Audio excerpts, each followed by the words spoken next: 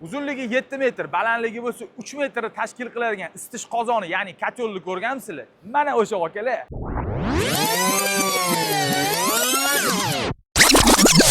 Bu Aquabuild kompaniyasi tomonidan ishlab chiqarilgan 12000 kilovatli isitish qozoni bo'ladi. Akalar, bu isitish qozonining og'irligi 22 tonnani tashkil qiladi. 120 000 kvadrat metr joyi isitib beradi. Bu isitish qozoniga Italiyaning Ecoflam kompaniyasining garelkalari o'rnatilgan. Garelkalari 2 pog'onali garelkalar hisoblanadi. Bu bahaybat kotelimizga 15 tonna suv ketadi. Xavfsizlik uchun portlashni oldini oladigan mana shunaqa klapan o'rnatilgan. Akalar, bu garelkamiz gazsimon garelka hisoblanadi. Lekin buni almashtirgan holatda qozonimizni suyuq yoqlig'ida ham ishlatsa bo'ladi. Qozonimizni foydali ish koeffitsiyenti 92% tashkil qiladi.